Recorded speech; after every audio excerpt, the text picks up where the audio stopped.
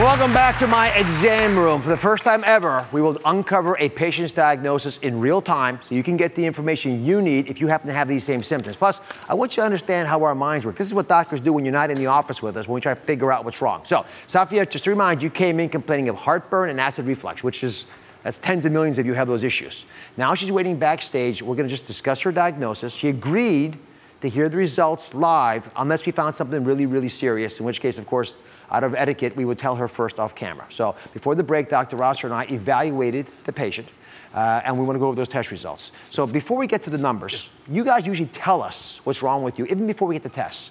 So what was the most important thing you heard Safia tell us about her symptoms? Well, the thing I heard that was most important is that besides the heartburn, which a lot of people have, she was having to sit up at night because she was coughing, because she felt that things were coming back up. That concerned me.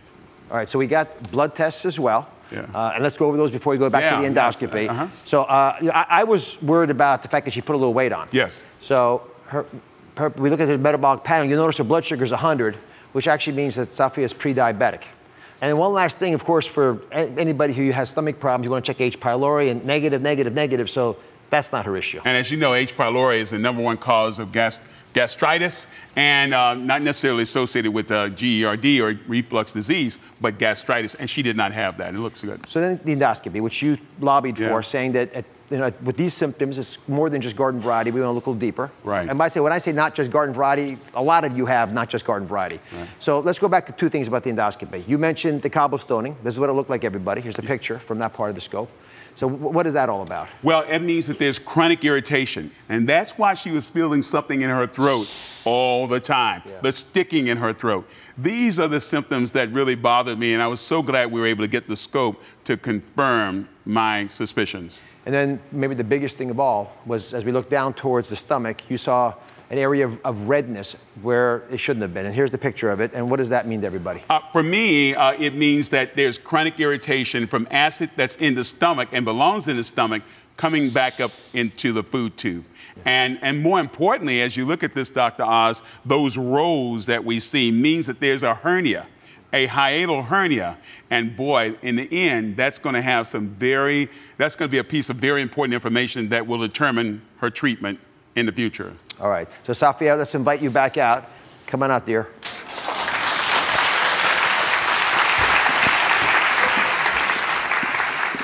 So, Butch and I were talking about your case quite a bit. Hop up here and we'll sort of give you what we think is happening. Okay. So, we sort of gotten all the pieces put together. Okay. And I'd love Butch to give you a diagnosis, and then we're going to talk a little bit about what your options are for treating it. Okay. All right. The good news is that this is something that we can take care of. Okay. You have what we call atypical gastroesophageal reflux disease. And what that means is this is a very aggressive variant of heartburn. Okay. And the other thing I saw is that you have a hernia that actually allows your stomach to go in and out from your abdomen to your chest. Okay. Now, what does all that mean, Dr. Oz? I mean, what can we do long term? We can actually now put you on an alkaline diet that can help fight the acid. So we can change your lifestyle to get that under control. Okay. Can I speak to this a little bit? Please do. So we're giving you advice on lifestyle, which you probably already knew.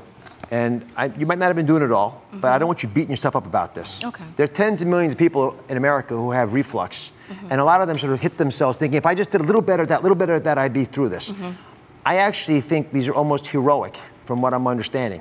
Because even if you do them all, we may not get the results we want. But why not try them? Okay. They're not gonna hurt you. You wanna do them for other reasons anyway.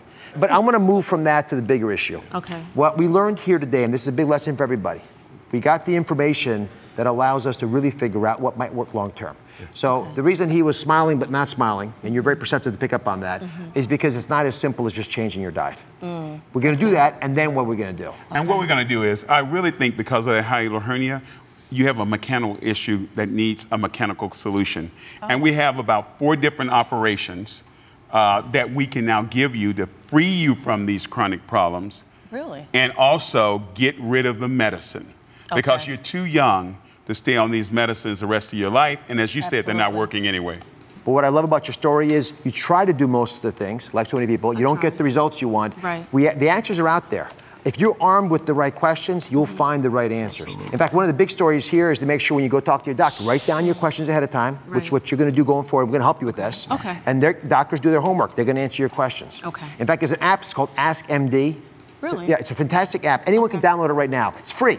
And you can actually answer the questions that it's asking you, because they're the questions doctors would ask you. Okay. And it will pretty accurately take you down a path to try to figure out who you need to see and give that information to your doctor. Okay.